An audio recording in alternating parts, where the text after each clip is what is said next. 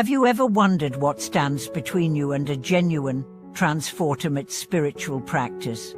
Could unwavering trust in the path itself be the secret that turns every step into a journey of awakening? Welcome back to the channel. Today we explore two pivotal insights drawn from Venerable Zinzin's teachings on faith as the singular key that opens the door to all levels of Buddhist practice. First, that without heartfelt confidence in the three jewels Buddha, Dharma, and Sangha, every method remains hollow. And second, that cultivating this faith transforms obstacles into opportunities, making every challenge on the path a catalyst for deepening trust. Long before any meditation instruction or philosophical study, faith lights the way. It is not mere blind belief, but a lived conviction, born of experience, reflection, and personal resonance with the teachings.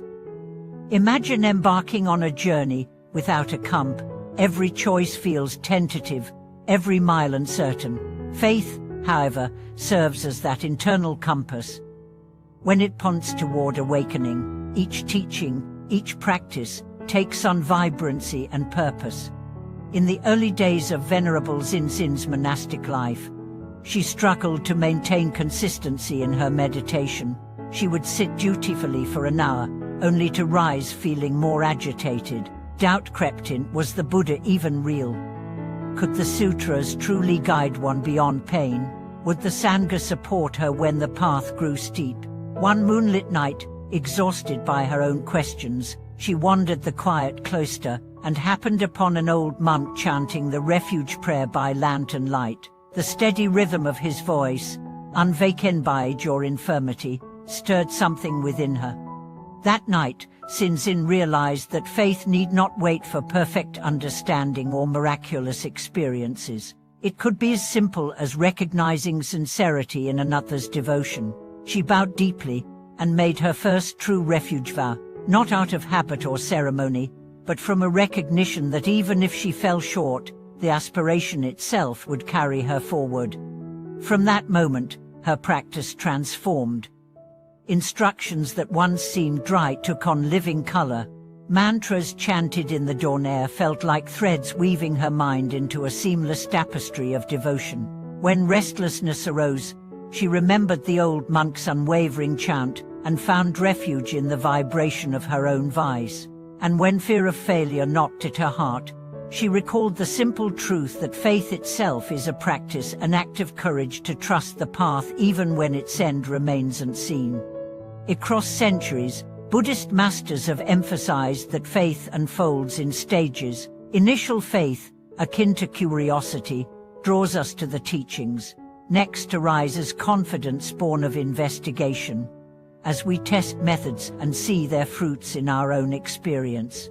Finally, deep faith blossoms when the Dharma becomes inseparable from our being, guiding every thought and action without effort. Venerable Zinzin describes this process as a seed growing into a tree. At first, fragile and tender, later strong enough to withstand storms, ultimately providing shade and fruit for countless others. In daily life, we can mirror this growth through simple but profound exercises. When you read a sutra or hear a Dharma talk, pause afterward and note any sense of resonance in body and mind, an ease, a spark of clarity, a gentle warmth. Let these glimpses of harmony anchor your confidence that the path works. Then revisit moments when kindness or insight arose spontaneously in your day. Recognizing these as echoes of the Dharma cultivates gratitude and strengthens resolve. Challenges, too, become teachers of faith. When doubt surfaces, perhaps when a meditation retreat ends without a peak experience, or when life's suffering seems overwhelming, faith invites us to look closer. Rather than rejecting the path, we learn to hold both hope and uncertainty, trusting that the door remains open even when the lights flicker. Through this trust, every hardship becomes a gate. Illness reveals the preciousness of practice, conflict teaches the power of compassion, loss awakens the heart's resilience. To illustrate, consider a lay practitioner named Rachel. Juggling work, family, and her own spiritual yearnings, she often felt torn and thin. One evening, facing insomnia and worry, she recited the refuge prayer by her bedside. Though her voice trembled, each word summoned a memory of a peaceful temple she once visited. In that moment, Rachel tasted refuge not in external comfort, but in the simple act of remembering the three jewels. That single prayer eased her mind enough to rest, and the next morning, she found clarity to meet her challenges with renewed patience. Over months of such practice, morning refuge, brief pauses to remember the Buddha's qualities, evening reflections on the Sangha's support, Rachel discovered that faith was not static. It deepened through cycles of doubt and reassurance. Much like iron becomes stronger each time it is hammered and cooled.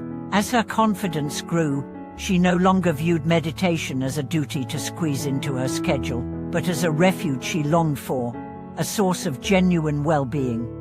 Venerable Zinzin warns, however, against confusing faith with attachment. If we cling to experiences of bliss or insight, we risk mistaking the path's flowers for its roots. True faith remains grounded even when the blossoms fade.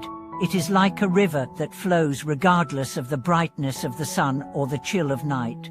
When we rest in this undying current, every practice becomes effortless and every teaching a living invitation. In closing, let us recall the two insights that anchor today's exploration.